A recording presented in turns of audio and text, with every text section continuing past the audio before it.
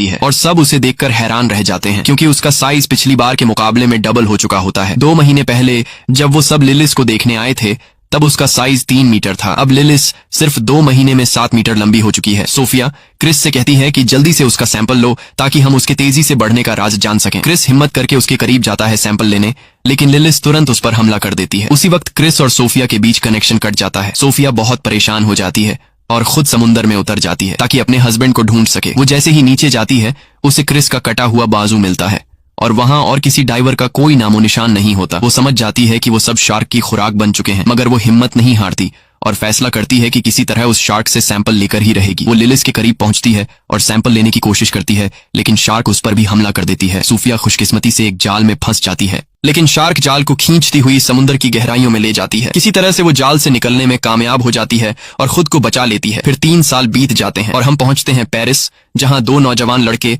Scene नदी में मछलियां पकड़ रहे होते हैं, लेकिन अचानक उनके जाल में एक बम आ जाता है। ये देखकर वो दोनों लड़के पुलिस को इस बम की खबर देते हैं। बम की खबर सुनकर रिपोर्टर्स भी वहां आ जाते हैं। तभी पुलिस आकर लोगों को समझाती है कि वर्ल्ड वॉर 2 के दौरान यहाँ शेल्स और मिसाइल्स रखी गई थीं, इसलिए डरने की कोई जरूरत नहीं है। यहाँ अक्सर बम मिलते रहते हैं और जब तक हम यहाँ हैं कुछ नहीं होगा। लोगों को यकीन दिलाया जाता है कि नदी सुरक्षित है। फिर हम पहुंचते हैं व्हेल कंजर्वेशन सेंटर, जहां हमें सोफिया दिखाई देती है। अब सोफिया ने शार्क पर रिसर्च करना बंद कर दिया है और अब वो बच्चों को मछलियों के बारे में जानकारी देती है। लेक्चर के दौरान उसे महसूस होता है कि कुछ लड़के उसका मजाक उड़ा रहे हैं। वो कह रहे होते हैं, कहाँ है वो सैंपल जो तुम्हारे हस्बैंड ने लाया था? क्या वो शार्क उसे मारकर सिर्फ सैंपल ही छोड़ गई? सोफिया बहुत दुखी हो जाती है और लेक्चर छोड़कर बाहर निकल जाती है। तभी एक लड़की नोरा उसे रोकती है और कहती है, मैं तुम्हारी सबसे बड़ी फैन हूँ, मैं तुम्हारे सारे रिसर्चेस को फॉलो करती हूँ, खासकर शार्क वाले। सोफिया कहती है, मैंने वो सब रिसर्च उसी दिन छोड़ दिए थे जब मेरे हस्बैंड की मौत हुई।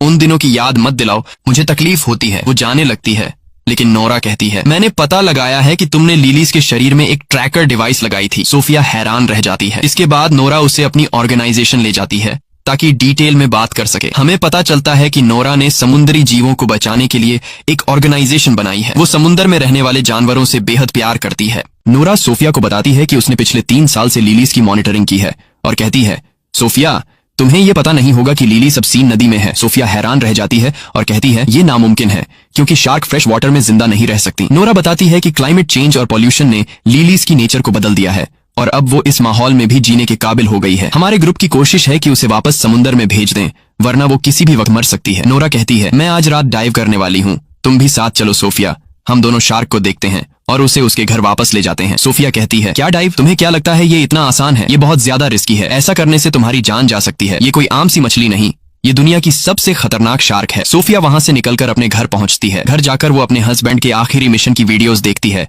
और वो रो पड़ती है क्योंकि उसी ने अपनी टीम से कहा था कि वो इस मिशन में उनके साथ है। वो गिल्टी फील कर रही होती है क्योंकि वो सब उसकी वजह से मारे गए। दूसरी तरफ हम देखते हैं कि नोरा अपनी दोस्त बिन के साथ सीन नदी में एक बोट पर होती है। नोरा कहती है, क्या तू मेरे साथ नहीं उतरेगी? बिन पानी में उतरने से इनकार कर देती है और कहती है, तू जा, मैं यहाँ तेरा ध्यान रखती हूँ। नोरा अकेले ही पानी में उतरती है और लिलीज को हर जगह ढूंढती है। दूसरी ओर सोफिया सिस्टम में लिलीज की मूवमेंट्स ट्रैक कर रही होती है।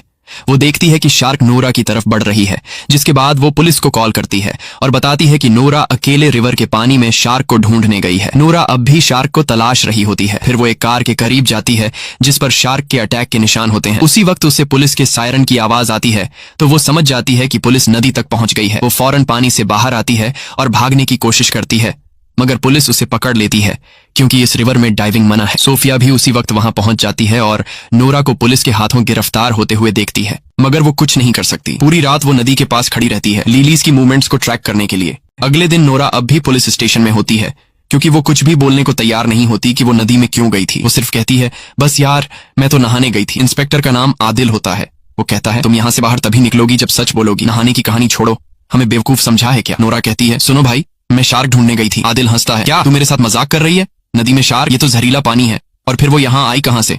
तुमने मुझे बेवकूफ समझा है? नोरा कहती है, मेरा यकीन करो, मैं पानी में शार्क को ढूंढने गई थी, लेकिन अफसर मानने को तैयार नहीं था। दूसरी तरफ सोफिया अब भी उसी जगह पर मौजूद होती है जहां कल रात थी। शार्क की मूवमेंट्स को देख रही होती है और वो काफी नर्वस और डरी हुई होती है क्योंकि शार्क उसके बहुत करीब होती है। तभी उसे पुलिस स्टेशन से कॉल आती है और उसे अपने ऑफिस बुलाया जाता है। वहां जाकर उसे पता चलता है कि ये कॉल नोरा की रिक्वेस्ट पर की गई थी ताकि वो ये प्रूव कर सके कि शार्क वाकई नदी में है। तभी पुलिस को एक लाश मिलती है नदी के किनारे से। सोफिया लाश की हालत देखकर डर जाती है क्योंकि लाश का आधा हिस्सा गायब था। जैसे उसे किसी बड़े जानवर ने काटा हो। सोफिया कहती है ये काम तो शार्क का ही लगता है। फिर वो पुलिस स्टेशन जाती है और एक लेडी इन्वेस्टिगेटर को सारी जानकारी देती है जो वो लिलीज के बारे में जानती थी। वो ये भी बताती है कि ये शार्क बहुत खतरनाक है, जैसा कि तुम लोग समझ रहे हो वैसी नहीं। इसका साइज बहुत तेजी से बढ़ रहा है और हमें एक एक्सपर्ट टीम चाहिए ताकि हम शार्क को उसके असली समुद्र में वापस ले जा सकें, वरना अगर ये नदी में रही तो किसी भी वक्त मर सकती है। लेकिन वही नोरा को लगता है कि सोफिया और ऑफिसर शार्क को मारने वाले हैं, इसलिए अब नोरा शार्क को बचाने के काम पर लग जाती है और ऑफिसर सोफिया और अदिल को ऑर्डर देती है कि शार्क को सेफ तरीके से समुद्र में पहुंचाया जाए। फिर सोफिया डाइवर्स की टीम के साथ सीन नदी पहुंचती है ताकि शार्क को पकड़ सके। दूसरी तरफ नोरा भी चुपचाप उनका पीछा करती है और दूर से शार्क की मूवमेंट्स को देखती रहती है। सोफिया और उसकी टीम ट्रैकर के जरिए लिलीज की लोकेशन फिक्स कर लेते हैं। डाइवर्स जल्दी से सूट पहन के नदी में उतर जाते हैं। नोरा को लगता है कि वो लिलीज को मार देंगे तो फौरन अपनी दोस्त बिन को कॉल करती है और कहती है कि वो ट्रैकर सिस्टम हैक कर दे ताकि डाइवर्स शार्क की लोकेशन ट्रेस न कर सके। बिन उसकी बात मान लेती है और सिस्टम बंद कर देती है। तभी डाइवर्स पानी में लिलीज को तलाश करते रहते हैं और वो लिलीज के काफी करीब होते हैं। उन्हें उसकी मूवमेंट का एहसास होने लगता है। तभी ट्रैकर अचानक बंद हो जाता है और वो उसका लोकेशन नहीं जान पाते। वो सब जल्दी से ऊपर आ जाते हैं इससे पहले कि शार्क उन्हें मार डाले। आदिल हैरान रह जाता है कि ट्रैकर अचानक कैसे बंद हो गया और वो सोफिया से कहता है मुझे लग रहा है कि ये सब तुम्हारा किया धरा है। कसम से अगर कंफर्म हो गया कि तूने ये किया है तो ये तेरे लिए जिंदगी का आखिरी दिन होगा। सोफिया उसकी बातों से नाराज हो जाती है और वहां से चली जाती है और इत्तेफाक से वो नोरा को दूर से देखती है जो छुप के सब कुछ देख रही होती है। तो वो फौरन समझ जाती है कि उसी ने ट्रैकर का सिस्टम खराब किया है। रात को आदिल अपनी अफसर से बात कर रहा होता है और कहता है कि हमें दरिया के आसपास सब रुकावटें लगा देनी चाहिए जब तक हम उस शार्क तक नहीं पहुंचते। तो वो कहती है कि हम नदी का किनारा बंद नहीं कर सकते क्योंकि कुछ दिनों बाद यहाँ एक बहुत बड़ा रेस फेस्टिवल शुरू होने वाला है जिसे हम किसी भी हालत में रद्द नहीं कर सकते। पता चलता है कि ये फेस्टिवल एक बड़ी स्विमिंग रेस है जो सीन नदी में होने वाली है और इसमें देश के सबसे प्रोफेशनल स्विमर हिस्सा लेने वाले हैं। जाहिर है कि सिटी मेयर इस फेस्टिवल को कैंसिल नहीं करेगी क्योंकि इस पर $1 अरब से ज्यादा डॉलर खर्च हो चुके हैं। आदिल बहुत मायूस हो जाता है और सोफिया के बारे में सर्च करता है और उसे सब कुछ पता चल जाता है कि उसके आखिरी मिशन के बाद क्या हुआ था। उसका हस्बैंड और पूरी टीम मर गई और वो अब भी खुद को कसूरवार मानती है। आदिल बहुत दुखी होता है कि उसने उसके साथ सख्त बात की और उसे नाराज करके भेज दिया। अगले दिन नूरा एक वीडियो बनाती है जिसमें वो शार्क के साथ हो रहे जुल्म पर बात करती है। वो कहती है कि हर साल लाखों शार्क मार दी जाती हैं ताकि ब्यूटी प्रोडक्ट्स और अमीरों के खाने बन सकें। ये क्रिएचर भी इंसानों की तरह जीने का हक रखती है। वो अपने जैसे नौजवानों से कहती है कि वो उसकी ऑर्गेनाइजेशन में शामिल हों और लिलिस शार्क को समंदर वापस पहुंचाने में मदद करें। सरप्राइज ये होता है कि वीडियो को लाखों व्यूज मिलते हैं और उसकी टीम में सैकड़ों नौजवान शामिल हो जाते हैं। सबका एक ही मकसद होता है, लेलिस को सलामती से समंदर तक वापस ले जाना। फिर आदिल सोफिया से मिलता है और कहता है मैं माफी चाहता हूं अपनी बदतमीजी के लिए और वादा करता हूं कि मैं तुम्हें सिटी मेयर से मिलवाऊंगा। तुम उससे सब कुछ समझाओ। जिसके बाद आदिल सोफिया को मेयर से मिलवाने ले जाता है। सोफिया मेयर को सारा किस्सा सुनाती है और स्विमिंग रेस बंद करवाने की रिक्वेस्ट करती है, मगर मेयर कहती है कि हजारों फौजी वहां पर मौजूद होंगे और फेस्टिवल अपने टाइम पर ही स्टार्ट होगा। कोई शोर शराबा नहीं चाहिए। सोफिया गुस्से में आकर कहती है ये फेस्टिवल कैंसिल होना चाहिए वरना तुम सैकड़ों लोगों को मौत के मुंह में भेज दोगी। अगर वो लोग नदी में उतरे तो लेलिस एक एक करके सबको खा जाएगी और तुम्हें अंदाजा भी नहीं है कि लेलिस दुनिया की सबसे खतरनाक शार्क है जिसे कोई भी काबू नहीं कर सकता। मेयर कहती है देखो बहन, साफ साफ बात सुन लो, फेस्टिवल कैंसिल नहीं होगा। सरकार ने $1 मिलियन खर्च किए हैं इस पर। फिर मेयर पुलिस को ऑर्डर देती है कि किसी भी कीमत पर उस शार्क को मार दिया जाए। पुलिस सोफिया से मदद मांगती है तो सोफिया कहती है मैं एक प्लान बनाऊंगी कि हम उसे नदी से निकालकर समंदर ले जाएं, मगर उसे मारा नहीं जाएगा। वो एक प्लान बनाती है जिसमें खास फ्रीक्वेंसीज के जरिए शार्क को ट्रैप किया जाएगा और थोड़ी देर के लिए बेहोश करके उसे समंदर में शिफ्ट कर दिया जाएगा। मगर प्लान शुरू होने से पहले बेन आ जाती है और वो मान जाती है कि उसने ही ट्रैकर सिस्टम खराब किया था और अब उसे पछतावा हो रहा है। लेकिन मसला सिर्फ ये नहीं, नूरा ने लेलिस का लोकेशन ट्रेस कर लिया है और वो आज ही उसे समंदर की तरफ ले जाने का प्लान बना रही है। वो बताती है कि शार्क इस वक्त सीवरेज के टैंक के पास है। वो सोफिया और पुलिस से कहती है कि वो नूरा को रोकें क्योंकि वहां कुछ नौजवान भी मौजूद होंगे